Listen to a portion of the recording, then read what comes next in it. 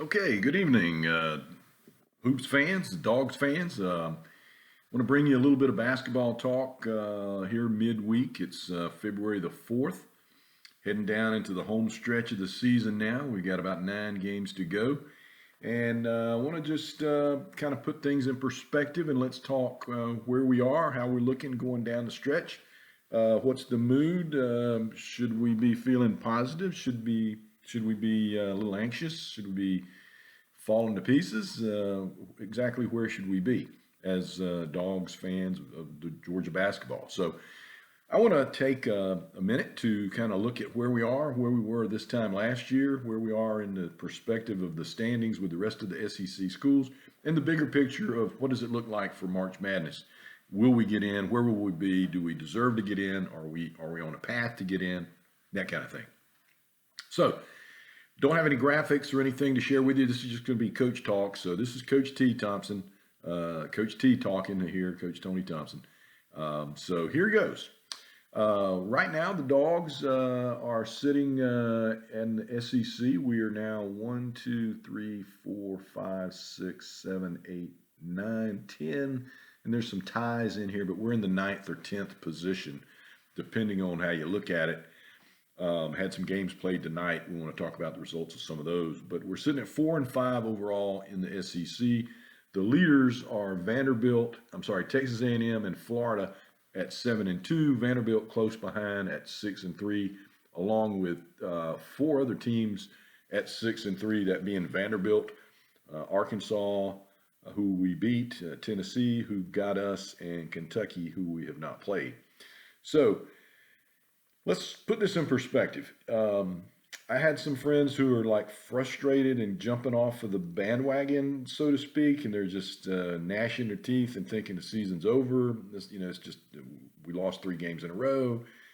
Wheels falling off. There's no recovery from this. Fire the coach. All that kind of talk. To that I say, take it easy. It's all good. We're in good shape. This is the SEC. You look at the rankings in the middle of the pack. You got a lot of 6 and 3s. You got some 5 and 4s. You got some 5 and 5s, and then you got us at 4 and 5. And then you got a bunch of teams below us with 3 wins and 2. Some Oklahoma only has 1 SEC win. But you look back at what happened starting last Saturday. And by the way, it's a good thing that we're not playing this week, that we finally get a bye, because that does play a factor in a long season. Remember, these guys started playing way back in November. So let's look back and what happened on January the 31st. So on January the 31st, we are hosting Texas A&M at an early start. And they get us. They come out shooting lights out. They were rested. They didn't play the week before, not the middle of the week game. So they're rested. And so we lost at home.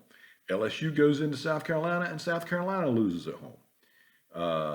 Texas goes into Oklahoma, and Oklahoma loses at home. Mississippi State Missouri they held home court and beat Mississippi State. Vanderbilt barely got away from Ole Miss at home. Arkansas lost at home to Kentucky. So we weren't the only team that struggled holding the home court advantage last Saturday. And then Auburn lost to Tennessee at Tennessee. But then let's look at the middle of the week games. So Alabama goes down to Florida and takes a shellacking 177, much like we got shellacked when we went down there. South Carolina goes to Texas, and Texas holds court and wins. Ole Miss goes to Tennessee. Tennessee comes out ahead. Texas A&M travels to Alabama tonight. So after playing lights out with the buckyball and shooting all those threes, they scored a lot of points. But Alabama did too, and so Alabama held them off 100-97 tonight. So it's not that easy. You got to keep this in perspective. It is not that easy to just take care of business at home like it used to be. It used to be a walk in the park. You could count on, winning 90% of your home games. That's just not as easily done this year because there's so much parity in the league. But let's look at where we were this time last year. So this time last year, we had 16 wins, and we were right at where we are now. We got 9 games to go. So this same situation last year with 9 games to go, we were sitting at 16 wins. We needed 20 wins to get into tournament was kind of what the metric was. And I think that's where we are again this year. We need 20 wins to get in, most likely. We might could squeak in with 19, but we'd probably get a terrible seed. So to get one of those middle of the pack seeds, at least a 7, a 8, 9, somewhere in there, we need to pick up a total of 20 wins. So last year, we were feeling good about ourselves. We needed the same situation. We needed, we needed 4 wins in our last 9 games to get in. Everybody's feeling good about it. And then we go on a 4-game losing streak. Now, we are just now in the midst of our first losing streak this year where we've lost 3 in a row. Before this, we hadn't even lost 2 in a row. So now we lost 2 in a row, then we lost a 3rd in a row. So this is the first time this has happened to us. Last year, at this same point, we had already lost 4 games in a row previously. So at this point last year, we needed 4 wins. What do? We go on a 4-game losing streak. So then everybody starts jumping ship. Well, it's over. I'm not going to make the tournament. Dog's going to be in the NIT again. It's just not working. Then what do? After that 4-game losing streak, the resiliency of this team emerges, and they go on a 4-game winning streak and get the 4 wins, and we get into tournament. We had a first-round exit, but we made progress, and we got back in the tournament, which is a step in the right direction. I'm old enough to remember. See, hoop fans and dog fans are a little bit different. Dog fans in hoops are kind of where the football dog fans were before Vince Dooley won the national championship. They'd never done it. So in the history of the Dogs basketball, if you take out the Jim Herrick years, which I think were thrown out because of NCAA violations, we had to forfeit a bunch of games. We've been to the Final Four 1 time. That was in '83, I believe. Or 84. The year before we were in the NIT, it was Dominique Wilkins' last year at Georgia. That was a step in the right direction. We got into NIT. Coach Hugh Durham got us to the NIT. The next year, Coach Durham, with what was left over from the team after Neek left, had a nucleus, went to the Final Four. Well, that's the high watermark. We haven't been back since. So all total, we've been to 1 Final Four, 1 1 Elite 8, and 2 Sweet 16s. So last year we got in the tournament. You can't advance unless you get in. So now maybe we get in again and we go 2 years in a row. This is called progress. This is what happened when Kirby Smart, first Mark Richt, and then Kirby Smart started developing a pattern of you're going to be there, you're going to be relevant, you're going to have a chance to play for the championship, and let's go. You're in the game. And so that's where we're trending. We get in the tournament. Nobody's saying we're going to win the thing this year. It could happen. Basketball is all about tournament and getting hot and playing right at the right time. So, and we have a very talented team, a young team, and anything can happen. But I think back to my coaching days when I was coaching girls and some boys basketball and cross country, and some of my boys who were basketball players and maybe they didn't play football, but they ran cross country. And so they'd say, "Hey, coach, you think it'd be okay if we go play a pickup game today?" And this is just to illustrate the difference in football fans, football players, basketball players, football fans, basketball fans. So here's the analogy. So kids would ask me, say, "You think it'd be okay if I go play in a pickup game over at so-and-so's house today, coach?" I said, "Well, and this was maybe during cross-country season, so I wanted them to be ready for the region tournament or region match or the state match, because we often went to state and won the region. And I knew that players and runners knew I liked for them to protect their bodies during the season, especially during, that crunch time. So I would say, "Where are you going to play?" And they'd say, so-and-so. I said, that's a football player's house. So you're going to go play pickup basketball in the driveway. And usually I would know these were linemen, offensive or defensive linemen. So I would often say, "Well, I wouldn't go play with those guys unless you want to get hurt, because football players don't move like basketball players." Offensive linemen, I would probably give them some leeway. Offensive linemen move better, but defensive linemen, they just like to hurt people. Um, they're not going to be finessing anybody. They're just going to hurt you on a basketball court. They don't know how to move. They don't know how to foul without killing you. Um, it's just not a safe thing to do. So that's the difference in football players and basketball players, and football players trying to play basketball and basketball players trying to play with football players. It can be a dangerous combination. So I think of that with basketball fans and football fans. Football fans at Georgia have been spoiled a little bit. We're used to playing for the national championship. We're used to playing for the SEC championship. Oh, by the way, the Dogs have an SEC championship that we got a few years back with Coach Felton, back when they had the tornadoes or hurricanes, and it was a really strange scenario there in a few days. But anyway, the football fans. If you told football fans that at this point in the season, we would be looking at we've lost 6 games. Well, heck, season's over.